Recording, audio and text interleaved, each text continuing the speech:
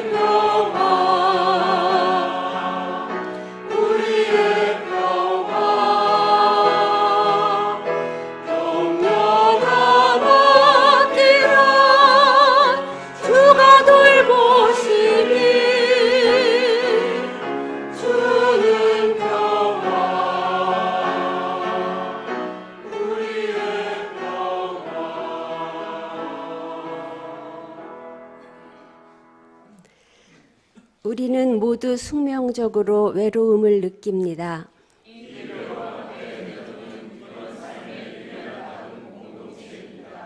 함께 살고, 함께 일하고, 함께 나누며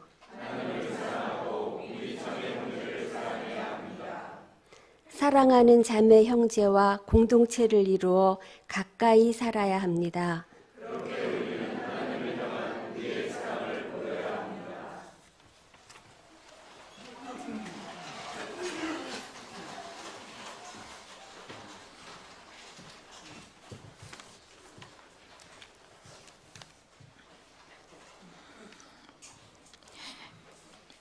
햇볕이 들고 화창한 날이면 한결 기분도 좋아지는 그런 봄이 왔습니다. 이 땅에 평화의 봄이 오리라는 기대감과 더불어 우리나라가 새로운 전환점에 서 있는 것을 느끼고 있습니다. 우리의 내면은 남들에게는 보이지 않습니다만 하나님이 주시는 내면의 명령에 따라 살도록 부름받은 내가 그동안 추구하는 것들이 무엇이었는지 돌이켜봅니다. 거대한 자연 속에서 물은 더러움을 정화시켜주고 나뭇잎은 산소를 뿜어내며 서로 돕고 살건만 나는 나의 안온한 일상에 대한 욕망이 대부분의 나를 지배하고 있었던 것 같습니다. 가정이라는 울타리 안에서 이불 밖 세상을 감상하며 나름 무해한 인간인 것만 해도 다행이라고 자부하는 내가 실은 거짓과 기만, 위선에 물든 기득권을 부여잡고 살아온 건 아닌지 돌아봅니다. 불편한 진실을 알고 대면하는 일은 미안하고 아픔을 느끼게 합니다. 내 모습이 그리스도의 거울이어야 한다면 내가 경험하지 못한 삶을 살아가는 사회적 약자를 향해 열린 눈과 마음으로 대했나 생각할 때 참 부끄럽습니다. 돈이 하나님이 되어 불평등과 빈곤으로 인한 계층 분리가 심해지고 있으며 오랫동안 길들여진 잘못된 문화로부터 비롯된 차별이 사람들을 분노하게 만들고 있습니다. 바라기는 생태계와 더불어 조화롭게 살아가며 아이들마다 현명하고 행복하게 하는 교육으로 돌봄을 받아 자기 모습대로 자아 실현할 수 있는 사회가 되었으면 좋겠습니다. 한때는 민족의 독립과 민주화를 위해 앞장섰던 교회가 믿지 않는 사람과 다르지 않은 모습으로 혐오의 대상이 되어버렸습니다. 탐욕적이고 거짓에 찌든 우리 사회를 만든 책임에서 어느 누구도 자유롭지 않다고 생각합니다.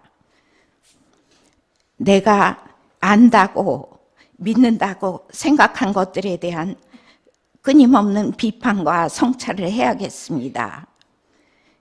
아닌 것은 아니라고 말하며 함께 잘 사는 세상을 위해 고정관념을 깨고 부단한 자기개혁을 해야겠다고 생각합니다. 약한 자, 가난한 자의 친구로 오신 예수님의 이름으로 기도합니다.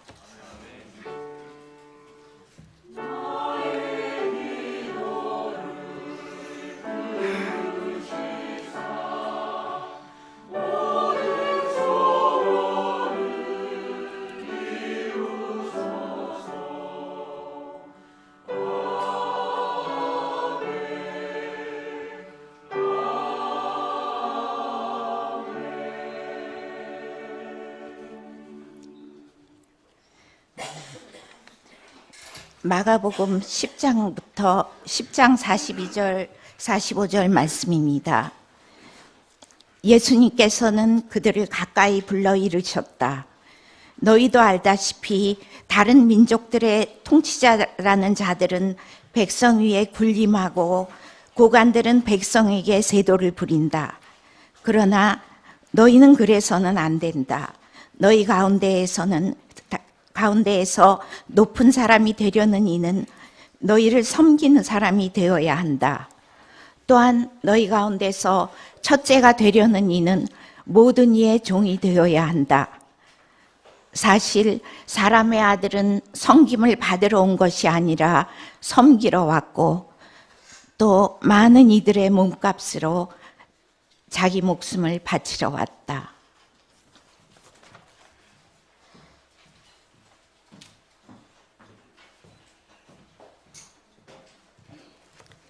예, 오늘은 부활절 넷째 주일이고 여기 보시다시피 세길교회 세길기독사회문화원이 2018년 봄 사회적 영성 세상 속 수행자라는 연속 주제로 말씀 증거와 함께하는 그 두 번째 예배를 드리고 있습니다. 오늘 말씀 증거해 주실 한상봉 선생님은 가톨릭 일꾼이십니다.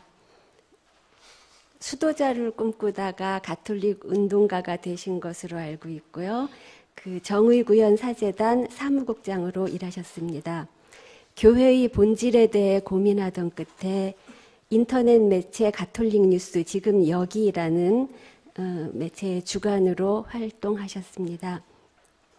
용산 참사 현장이나 사대강, 밀양, 강정 등 사회적 약자들의 아픔에 공감하는 활동 현장에 가톨릭 뉴스가 함께했다는 이야기를 들었습니다. 현재 도로시대의 영성센터 가톨릭 일꾼 편집장으로 수고하고 계십니다. 저서로 행동하는 사람, 행동하는 교황 파파 프란치스코가 있고 저는 몇 해 전에 농민이 된 신부 정호경이라는 책을 보았던 기억이 있습니다. 오늘 가톨릭 아나키스트 도로시대이라는 제목으로 말씀 주실 때 깊은 은혜의 시간 되시기 바랍니다. 먼저 성가대의 찬양으로 예배하겠습니다.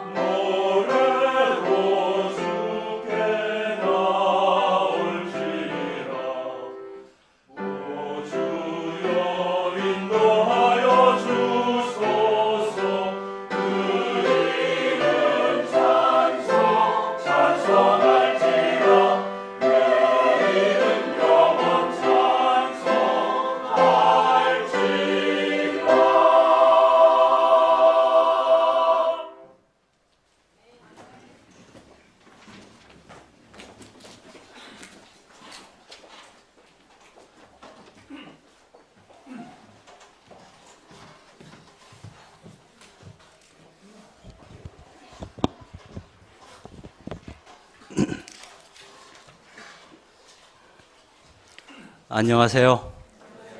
예, 세길교회 처음 와보는데요. 앞자리에 앉아서 느낌이 진짜 교회에 처음 와보는 듯한 느낌. 정말이에요. 제가 매주일 성당에서 미사를 드릴 때 느끼지 못했던 좀 특별한 감흥이 있었어요. 특별히 여러분들 성당 가보시면 벽에 항상 십자 고상이 있잖아요. 근데 와보니까 고상이 없죠, 당연히. 그리고 초 한 자루가 켜 있는데 가끔 그 십자 고상을 보면서 그런 생각을 해요. 두 가지 양가적인 어떤 감정이 있어요, 항상 저는. 하나는 뭐냐면 예수님이 고통받는 모습을 적나라하게 표현해서 늘 365일 바라보게 하는 것이 과연 옳은가? 지난 2000년 동안 예수님이 그토록 고통받으셨으면 이제 좀 내려드려야 되는 게 맞지 않을까? 십자가에서. 정십자가가 필요하면 우리 그리스도인들이 거기에 달려야지 예수님을 계속 거기에 걸어두시는 것은 온당치 않다. 제가 그 관계를 맺던 그 실버타운이 하나 있어요. 신부님을 잘 아는데 그래서 자주 놀러 가요. 유무상통 마을이라고 있습니다. 유무상통 마을이라는 건 뭐냐면 있는 자나 없는 자나 서로 통한다. 그래서 유무상통 마을이에요.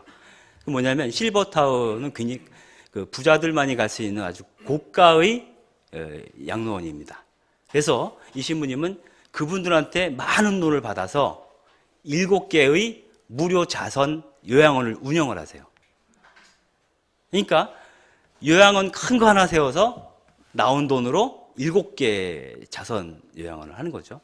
이게 그래서 유문상통 마을인데 거기 성당에 가보면 십자가에 예수님이 안 계세요. 십자가만 있어요. 그럼 예수님 어디 계시냐? 십자가 아래에 의자에 앉아 계세요. 예수님.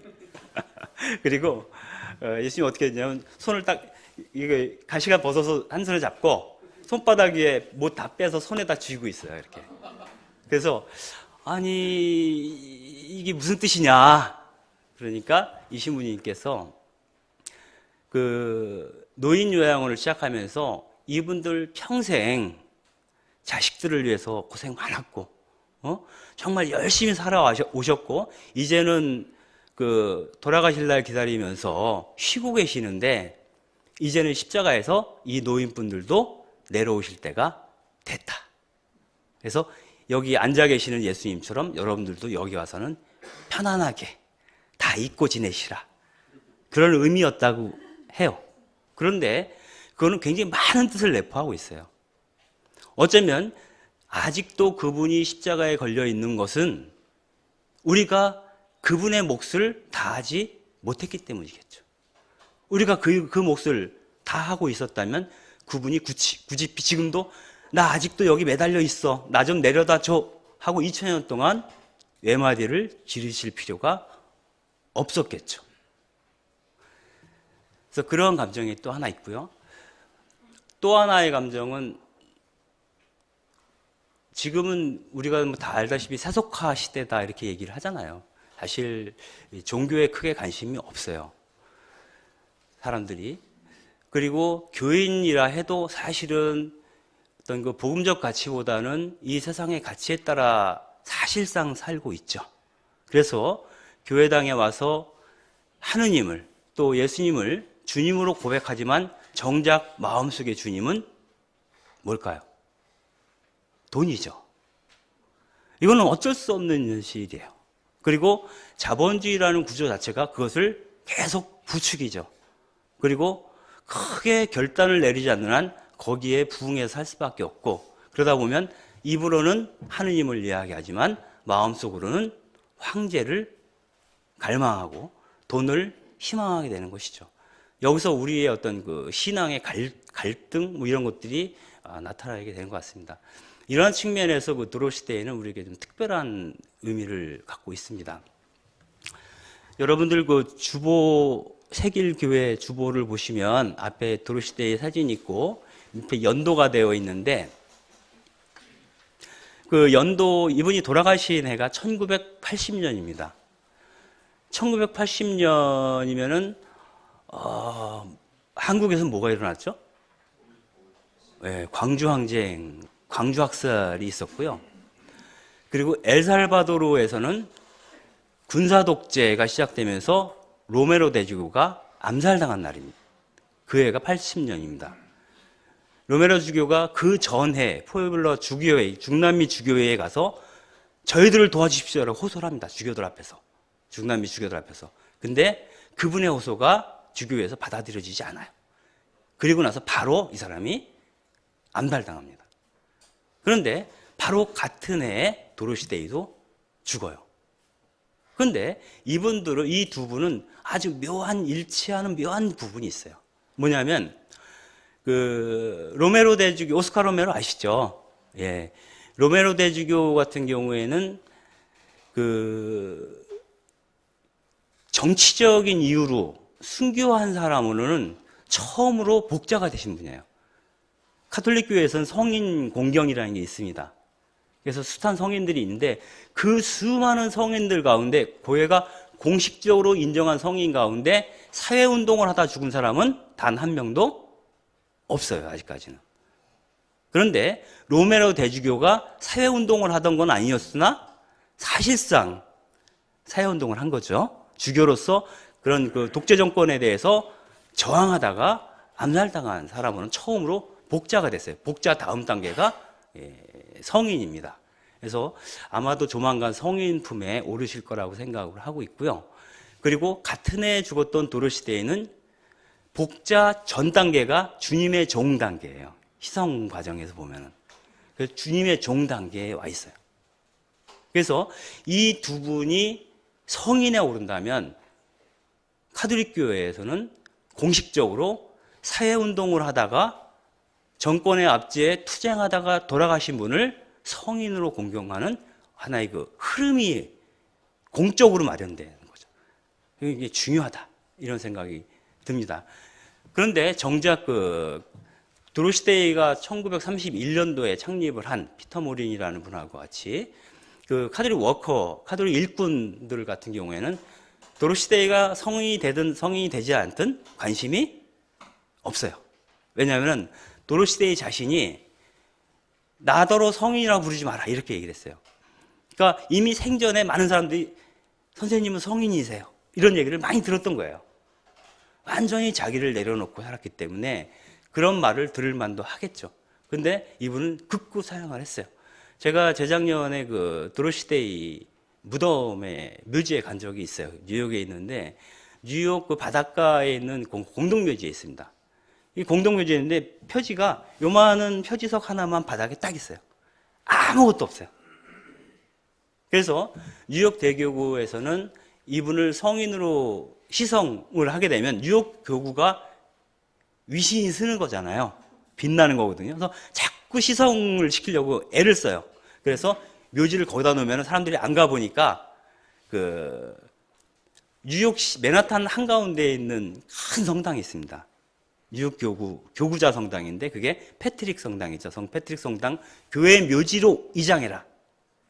그러면 사람들이 많이 와서 공경을 하고 그럼 소문이 나면 희성하는데 더욱더 이제 효과적이라는 거죠. 이런 실용주의적 관점에서 얘기를 하지만 그때 도로시데이의 손녀딸인 마샤라는 친구를 만나는데 그 사람 얘기는 계속 고민하고 있다. 옮기는 거에 대해서. 근데 대부분의 사람들이 그냥 있던 데 그냥 놔두는 게 좋겠다. 라고 얘기를 해요. 그래서 제가 그때 광주항쟁 때, 광주사태 때 죽은 그런 사람들이 구묘역이 있고 신묘역이 있잖아요. 그 사례를 얘기를 했어요. 그래서 만약에 이장을 하더라도 여기는 그대로 보존하면 좋겠다. 혹여라도 그렇게 된다 해도 그런 얘기를 한 적이 있는데 카톨릭 워커는 과거를 기념하는 데 관심이 없어요.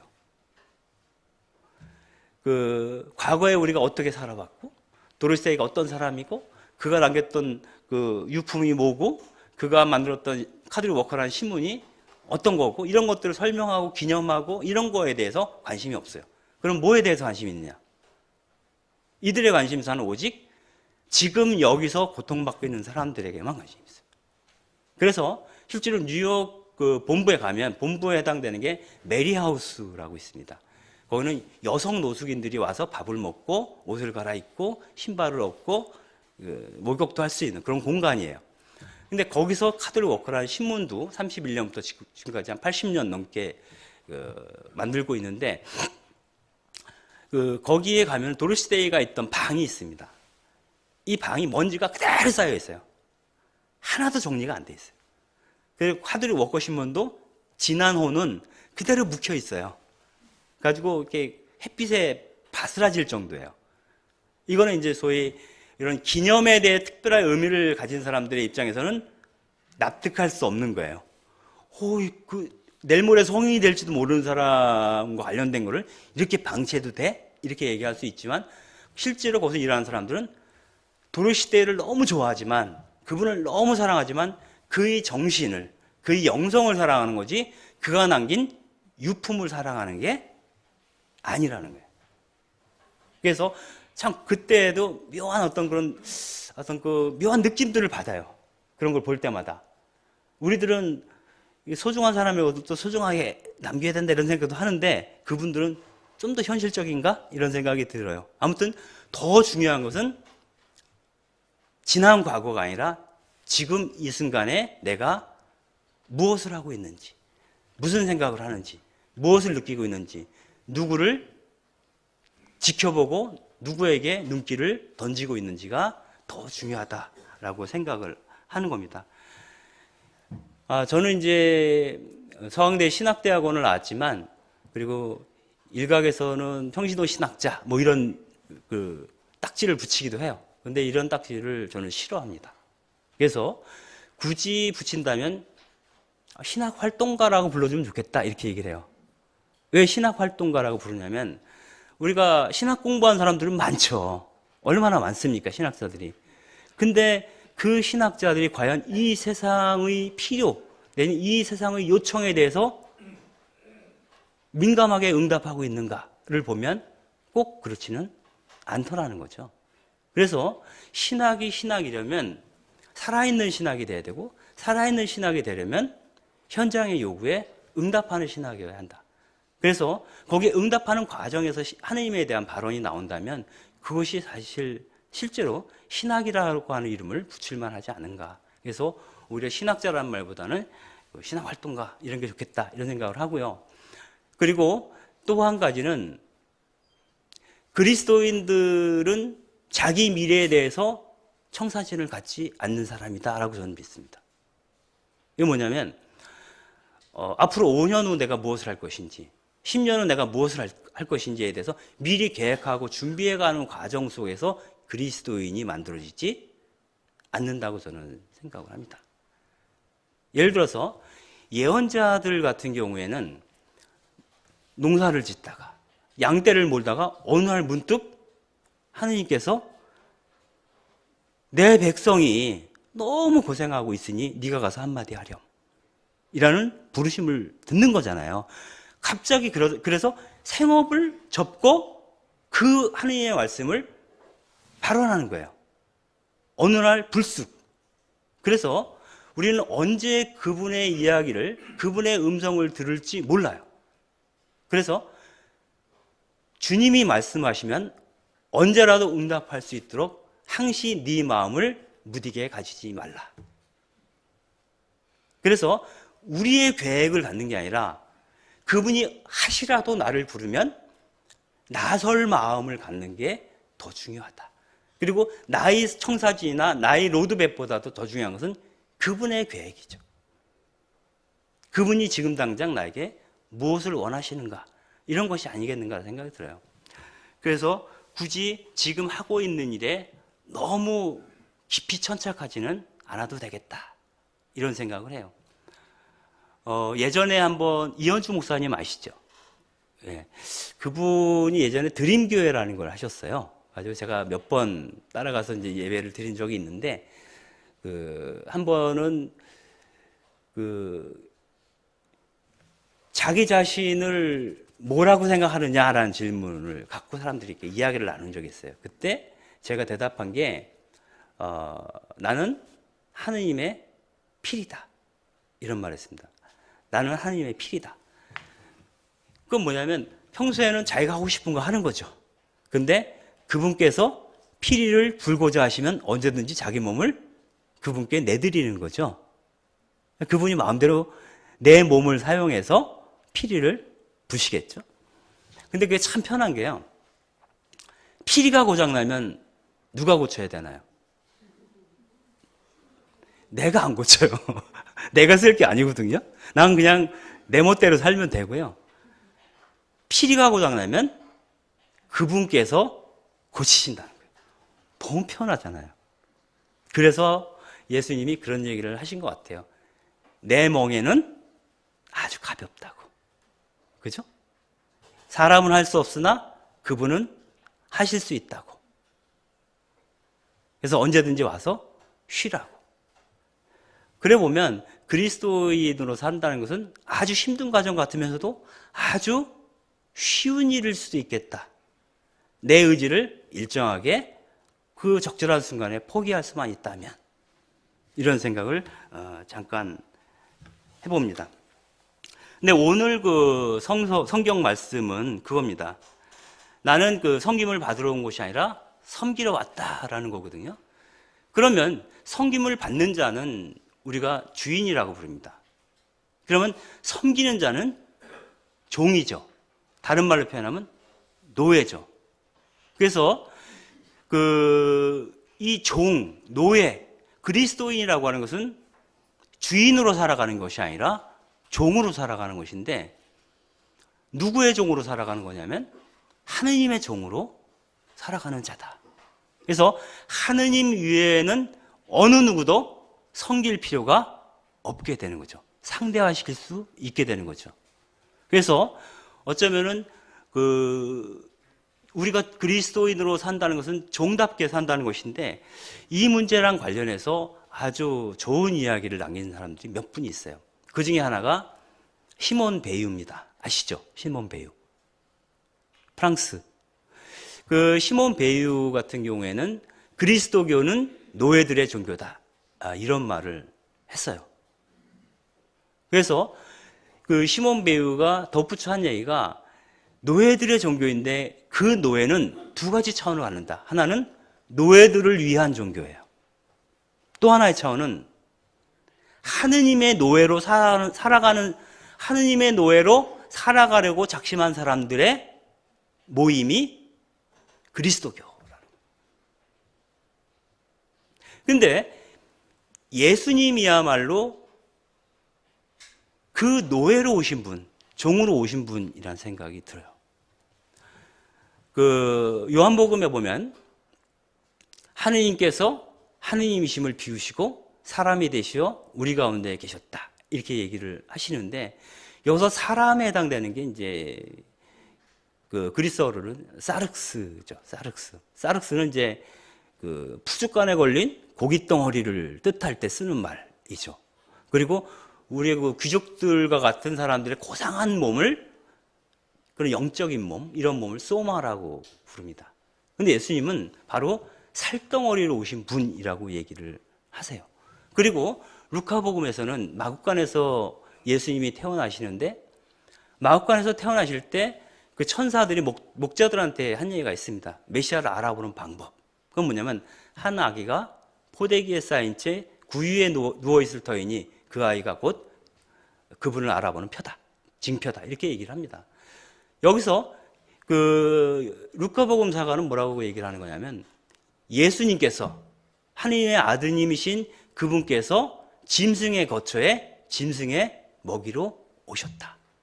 그렇다면 예수님은 그 당시에 짐승의 거처에 짐승의 먹이로 오셨다라고 했을 때 어떤 사람으로 오셨다는 거냐면 바로 노예로 오셨다라는 말과 다를 바가 없다는 거죠. 그리고 그분이 아빠라고 고백했던 그 하느님은 바로 히브리 노예들의 하느님이었죠. 그래서 그 히브리 노예들의 하느님이었던 야훼, 여호와, 그분을 처음 만난 사람이 모세인데, 그 모세에게 하느님이 제일 먼저 내린 명령 역시 에집트에서 고통받고 있는 히브리 노예들을 구출하라는 명령을 내리게 되죠. 그래서 노예들의 하느님이 당신의 아들을 이 세상에 내일 적에 무엇으로 내보내냐면 바로 노예의 형상으로 내보냈다는 것이고요. 왜 노예의 형상으로 내보냈냐면 바로 그 시대의 노예처럼 살고 있는 사람들을 어떻게 하라고? 해방시키라고 소명을 주시기 위함이었다라는 걸 우리가 알 수가 있습니다.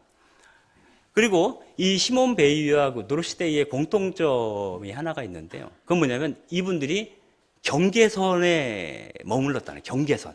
그러니까 이쪽도 아니고 저쪽도 아니지만 동시에 이쪽이기도 하고 저쪽이기도 한 상태예요. 경계선에 머물렀다. 그러니까 시몬 베이유 같은 경우는 유태인이었죠. 그런데 보통은 시몬 베이유를 가톨릭 신비주의자라고 얘기를 해요. 그 은총과 중력과 은총이라는 유명한 책이 있습니다. 그래서 중력이라는 우리를 일상성 속으로 끌어당겨서 남들처럼 상식적으로 살아가게 하는 힘이죠. 그것으로부터 구원받으려면 은총이 요구된다라는 얘기를 시몬 베이유가 하는데 그것이 카톨릭 영성에 포함되어 있어요. 그런데 평생 카톨릭을 흠모했지만 그 시몬 베이유는 세례를 받지 않습니다. 유태인으로 그대로 남아있으면서 카톨릭 영성을 수행을 합니다. 그리고 이분이 평생을 노동자들과 함께 했죠. 베이유가. 그럼에도 불구하고 이 베이유의 책상 앞에는 항상 노동당 입당 원서가 있었다 그래요. 근데 가입하지 않습니다. 그리고 이분이 그 스페인 내란 당시에 스페인의 그 인민전선 좌파죠. 좌파 세력에 포함이 되어서 합류해서 그 프랑코 장군에 맞서 싸웠죠. 그럼에도 불구하고 그 전쟁의 과정에서 좌파들이 저지른 잔혹함에 대해서 고발을 합니다. 그러니까 내가 소속되어 있는 것에 충성하는 게 아닌 거죠. 이거는 뭐냐면 유명한 검사 누구죠? 그분이 그 얘기했죠. 나는 사람에게 충성하지 않는다. 뭐 이런 얘기를 했는데 이 시몬 베이유는 조직에 충성하지 않아요. 제도에 충성하지 않아요. 오로지 자기가 생각하는 진리에만 충성하겠다.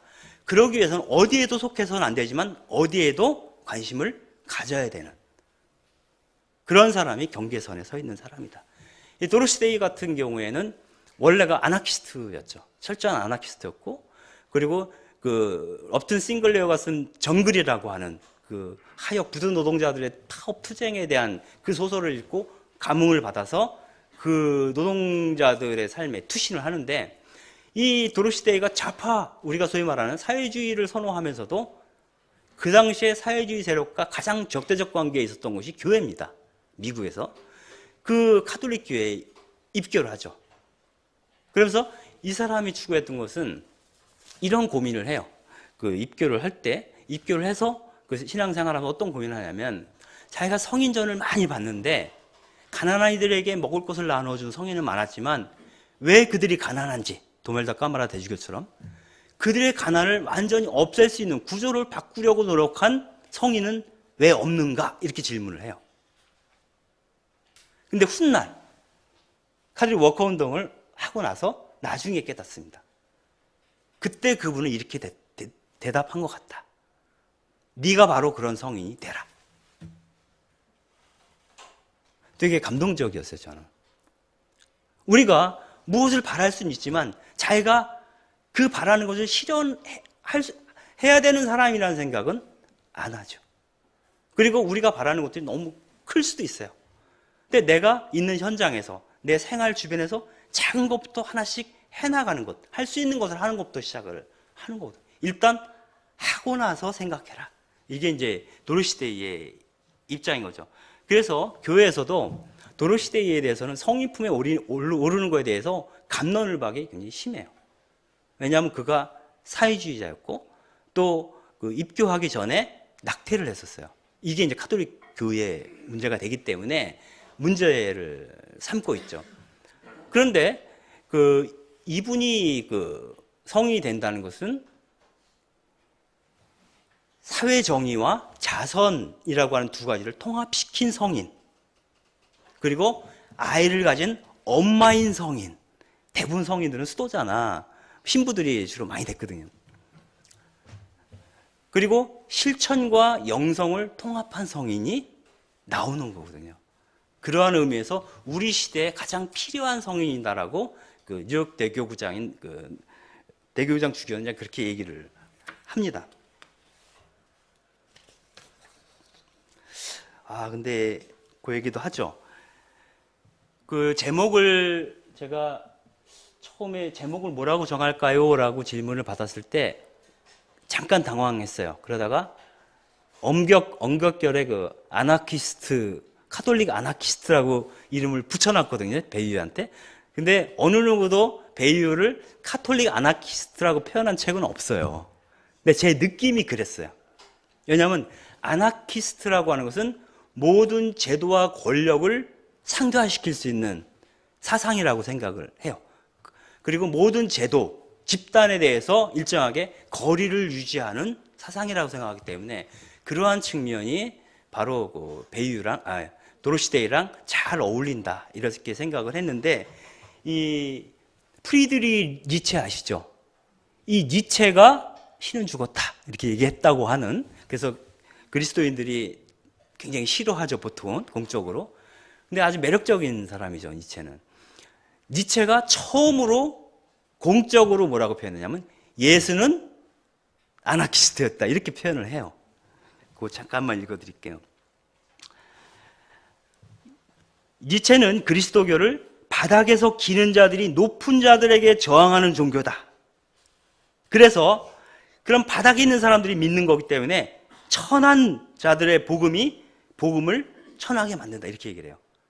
그러니까 천한 자들이 믿는 거는 천한 복음이라고 이렇게 비난을 하는 거예요. 그러면서 예수에 대해서 어떻게 표현하냐면 비천한 민중, 추방된 자, 죄인들을 지배 질서에 대응하도록 불러 모으는 이 거룩한 무정부주의자 이렇게 표현합니다. 그래서 저는 니체야말로 그리스도교의 본질과 예수님의 본질을 간파했던 사람이다. 그래서 우리는 니체한테 너무나 고맙게 생각해야 된다. 저는 그렇게 생각을 합니다. 그리고 제가 가장 존경하는 인물 중에 한 사람이 버트란트 러셀입니다. 근데 이 버트란트 러셀이 한 말이 저한테는 일종의 좌우명이에요. 저는 카톨릭이지만 러셀을 얘기할 때 우리가 항상 떠올리는 책이 있어요. 나는 왜 그리스도인이 아닌가? 뭐 이런 책 있잖아요. 근데 그분의 말 중에 가장 훌륭한 삶은 사랑으로 고무되고 지식으로 인도되는 삶이다. 이렇게 얘기했어요. 사랑으로 고무되고 지식으로 인도된 삶. 저는 가장 균형 잡힌 신앙이라고 생각해요. 그게. 그 사랑과 지식 가운데 어느 하나가 빠지면 그것은 맹목적인 신앙이 될 가능성이 높다. 그래서 버트란트 러셀을 높이 평가하는데 니체도 마찬가지로 훌륭하다. 너무 훌륭하다. 그리고 이러한 그 노예들의 종교, 바닥을 기는 자들의 종교에서 가장 핵심적인 가치는 가련한 자들에게 갖는 동정, 연민, 공감, 그들의 슬픔을 나의 것으로 함께 진동하는 그런 것이다 라는 생각이죠. 그건 뭐냐면 귀족들이나 엘리트들은 거리두기에 능숙합니다. 그래서 불쌍한 사람들이나 노예들을 보게 되면 노예들은 참 불쌍해. 그렇지만 나랑은 관계가 없어. 이게 거리두기거든요. 그래서 그 가련한 자들과 거리두기에 결정적으로 실패한 사람이 누구다? 예수님이다. 만약에 그분이 그때의 그 가난한 사람들과 거리두기에 성공했다면 십자가에서 살해당할 필요가 없었던 거죠. 그리고 그렇게 가난한 자들과의 거리두기에 실패한 그분을 주님으로 고백하고 그분처럼 그들 속으로 들어가기로 결심한 사람들이 바로 누구다? 그리스도인이다. 그렇게 생각을 합니다.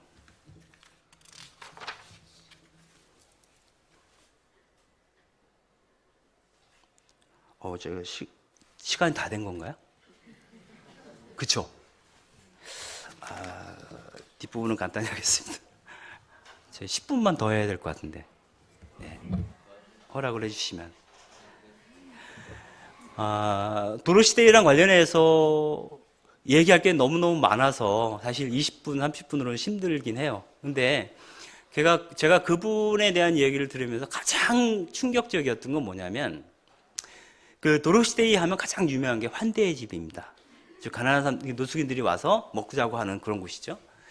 그런데 그 환대의 집에 어느 날 어느 귀부인이 찾아온 거예요. 그래서 다이아몬드 반지를 빼서 주고 갔어요. 기부를 한 거죠.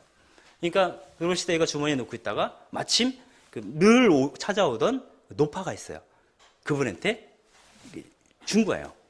그러니까 그걸 보고 나서 그 노파가 돌아간 다음에 다른 그 같이 일하던 풀타임 실무자라고 얘기해. 풀타임이라고 그냥 그렇게 부르는데 거기서는 풀타임들이 와서 선생님, 저 노인네가 저걸 갖고 술 먹어버릴 수도 있고 술 먹고 잃어버릴 수도 있고 오히려 그걸 팔아서 월세를 내주는 게 더 낫지 않았겠느냐 문제 제기를 합니다. 그때 도로시대이가 이렇게 얘기를 합니다.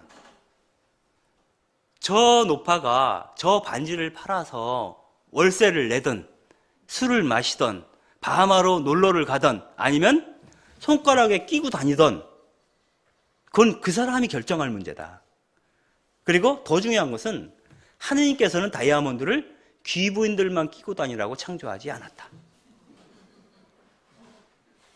이건 뭐냐면 우리는 이걸 읽을 때 바로 떠오르는 생각이 그거예요. 예수님 성 화요일 정도 되나요? 수요일 날 마지막 일주일 중에 수요일 날 저녁 때 나환자 시몬의 집에서 예수님이 밥을 드시는데 그때 한 여인이 들어와서 옥합을 깨고 300데나리온이나 되는 향유를 붓잖아요. 그걸 보고 그 주변에 있던 사람들이 저걸 팔아서 가난한 사람들에게 주면 얼마나 좋을 텐데 이런 얘기를 했잖아요. 예? 근데 예수님이 그 여인을 칭찬하시죠. 그 생각이 이렇게 드는 거야. 우리는 항상 현실적으로 생각을 하잖아요. 근데 그 현실을 넘어서는 진실이 있다는 거죠. 그건 뭐냐면 도로시대이가 볼 때는 저 노파나 저 귀부인이나 차별이 있어요, 없어요? 없어요. 하느님 앞에서는 똑같은 인간이에요. 귀부인이 다이아몬드를 끼면 저 노인도 노숙인도 다이아몬드를 낄 자격이 있어요. 그러니까 그런 거 있잖아요. 앞으로 일주일 굶어도 나는 다이아몬드 반지를 끼고 다닐 테야. 밥 먹을 쌀이 떨어졌어도. 그 사람 마음이죠. 그것이 그 여인에게는 일종의 자존감일 수도 있잖아요. 그걸 우리가 인정해 줄 수 있어요. 뭐 배도 골무면서 저걸 끼고 다녀. 그러고 흉보는 사람들 많을 거예요. 근데 그 사람들은 그 사람들의 생각이죠.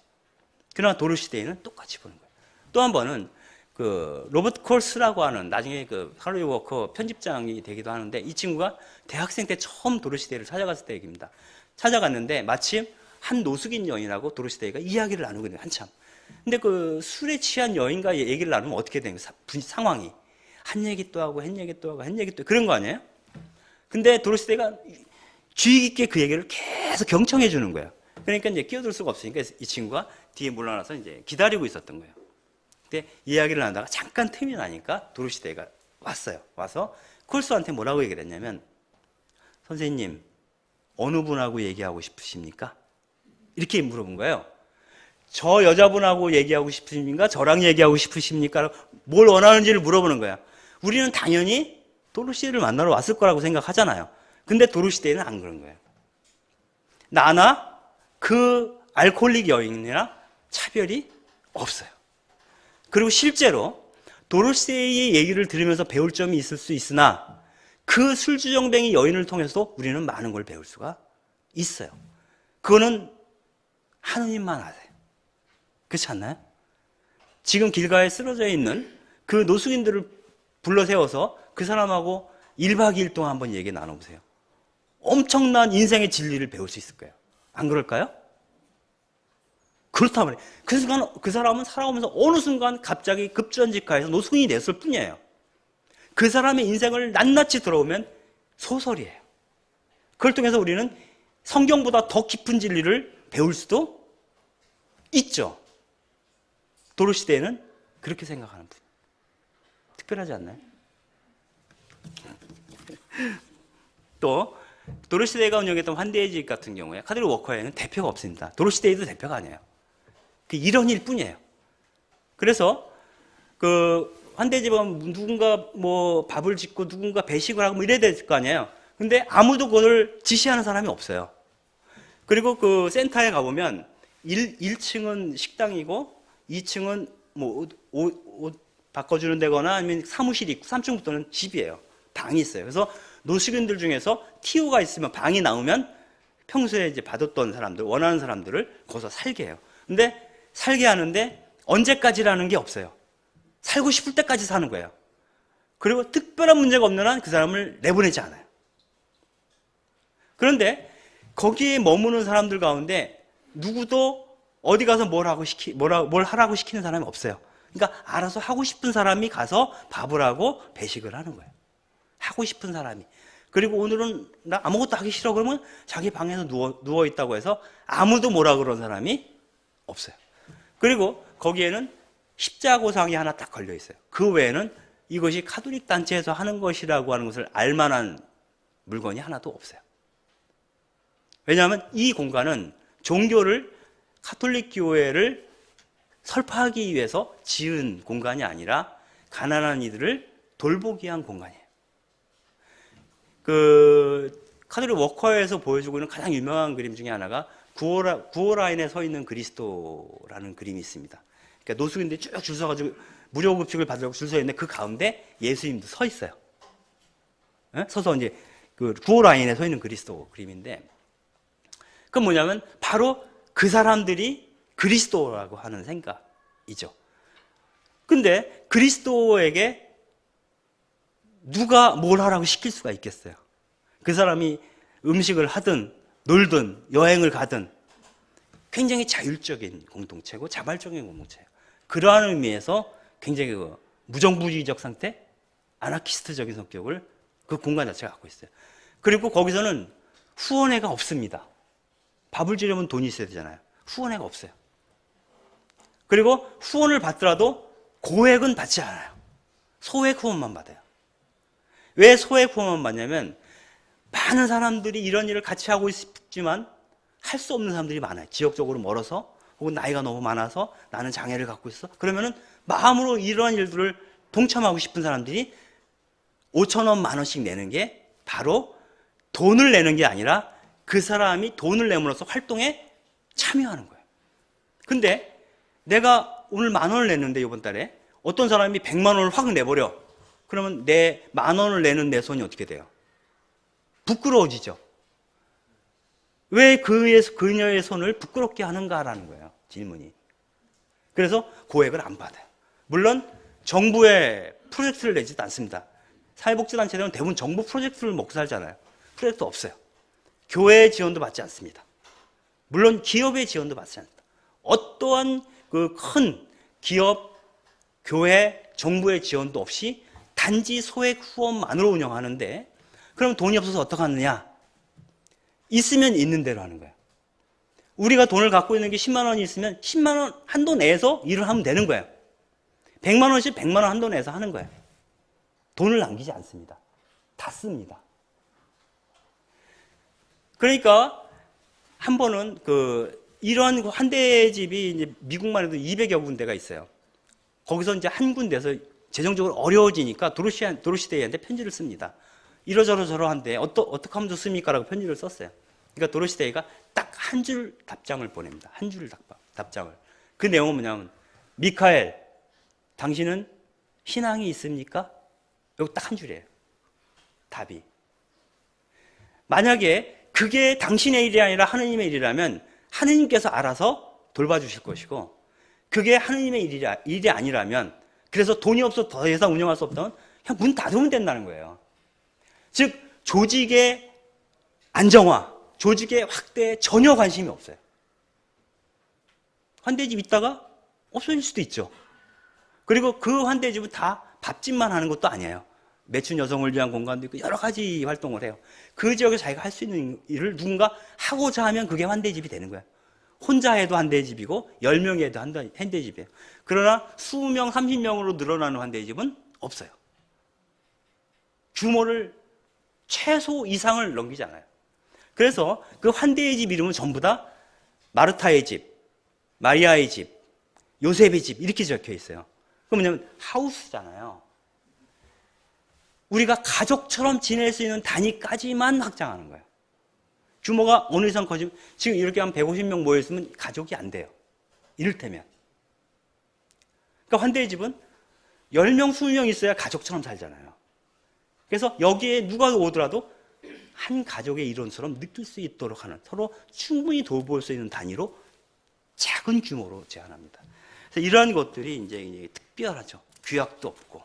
그리고 그가 카톨릭인지 아닌지를 아무도 묻지 않습니다. 여기에 찾아오는 사람들. 그래서 거기서 센터에서 대표를 맡고 있거나 중심적 역할을 하는 사람들은 카톨릭 사람이 많지만 나머지 실무자들이랑 같이 일하는 사람들은 카톨릭이 아닌 사람들이 거의 대부분이에요.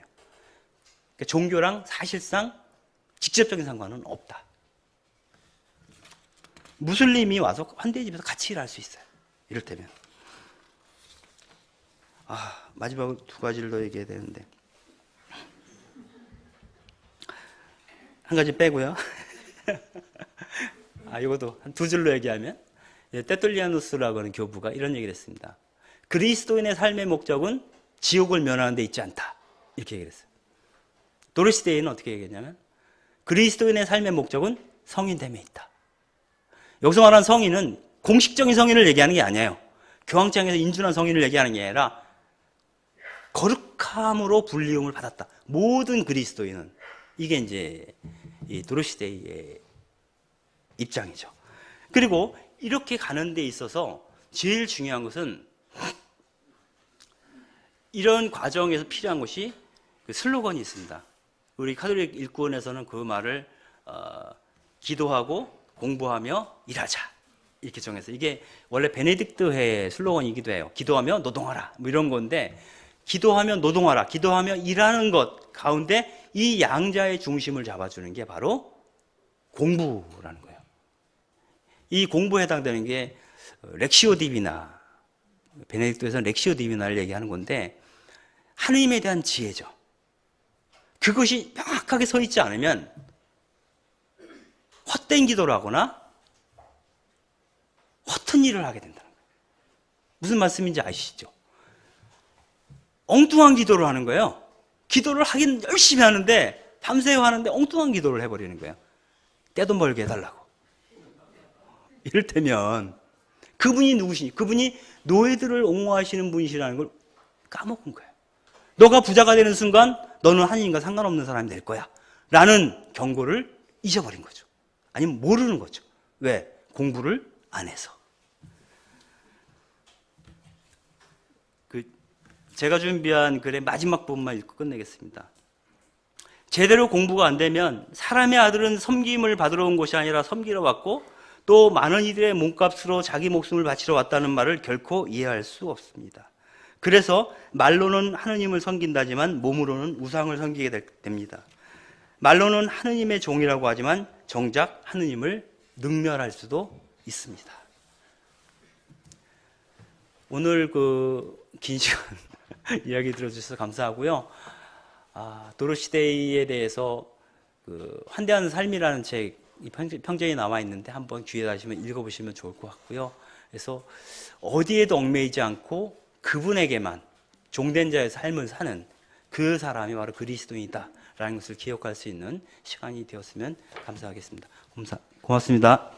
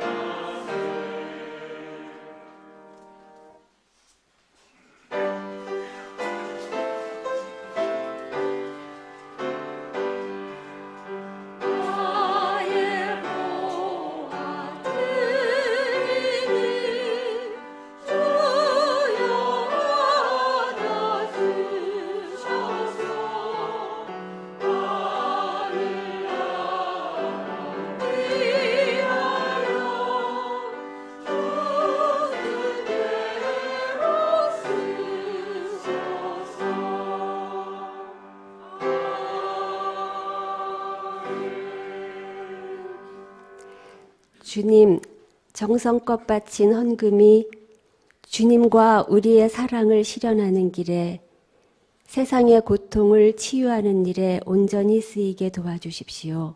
예수님 이름으로 기도드립니다. 우리는 이번 주 4월 27일 남북 정상회담을 앞두고 있습니다. 한반도의 평화와 이 지구촌의 정상화를 위해 너무나 중차대한 일이기에 당연히 우리가 한마음으로 기도를 해야겠습니다만, 한편으로 저는 사회 준비를 하면서 가톨릭 뉴스 지금 여기 사이트를 훑어보다가 한 가지 단신이 계속 눈에 밟혔습니다. 그것은 박선옥 간호사 사망, 공대위 결성, 태움, 고질적 간호인력 부족의 문제라는 낯선 제목의 기사였습니다. 저는 솔직히 이 사건을 전혀 몰랐고 태움이라는 단어가 무슨 뜻인지, 무슨 약자인지 굉장히 의아했습니다. 잘 보니 한 간호사가 입사 6개월 만에 자살을 했는데, 태움이라는 말은 제가 될 때까지 태운다는 뜻으로 신입 간호사가 선임들에게 혹독한 괴로움을 당한다는 은어라는 것입니다. 생명을 다루는 직업이라는, 아주 철저해야 된다는 명분과 인력 부족이라는 환경 속에서 혹독한 그 태움이 정당화되어 왔다는 것인데요. 사망 며칠 전에 이 간호사는 아마 경무와 시달림 속에서 또 환자의 배액관이 찢어지는 실수를 했던 모양이고, 환자와 유족의 원성까지 듣게 되고 잘못이 온통 자기에게로 다 이렇게 몰리자 자살 직전에는 인터넷으로 이런 사고의 소송 사례를 수십 차례 검색했던 그런 흔적이 있다고 합니다. 이 뉴스를 보면서 이 어린 자매가 혼자 얼마나 고통스럽고 앞이 보이지 않고 두려웠을까가 느껴지니까 굉장히 가슴이 아팠습니다. 가톨릭을 비롯한 17개의 단체가 대책위를 결성하고 기자회견을 하자 이 대형 병원에서는 그제서야 TF팀을 결성하고 이제 간호사 상대 그 환자의 수를 줄이고 간호사 110명을 더 뽑겠다고 했다고 합니다. 오늘 이웃을 위한 기도 시간에는 4월 27일 한반도의 평화를 위한 남북 정상회담과 박선옥 간호사와 같이 약자에게 고통을 몰아가는 거대 조직의 병폐 개선을 위해 마음 가시는 대로 잠시 침묵기도 하시겠습니다.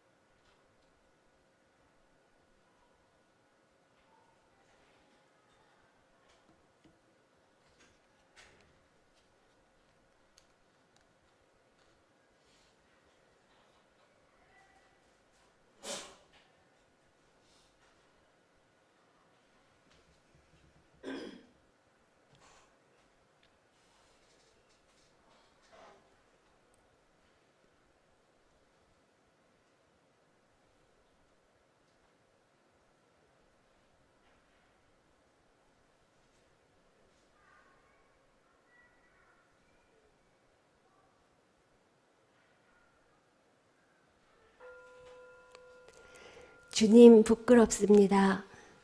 우리에게 자비를 베푸셔서 우리가 북한과 지혜를 모아 평화의 물꼬를 열어갈 수 있게 도와주십시오.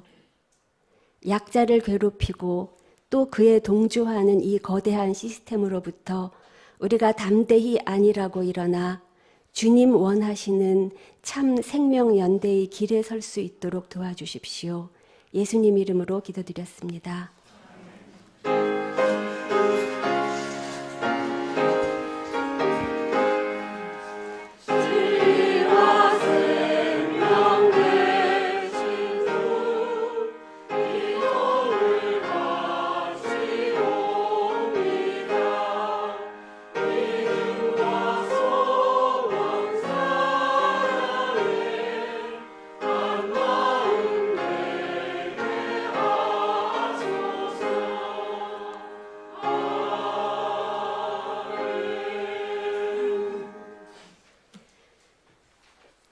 교회가 교회만을 위한 교회가 아니고 세상을 위한 교회가 되어야 함을, 나 자신이 개인의 안위에서 벗어나 주님의 일꾼이 되어야 함을 새길 신앙 고백을 드리면서 다시 찬찬히 새겨보겠습니다.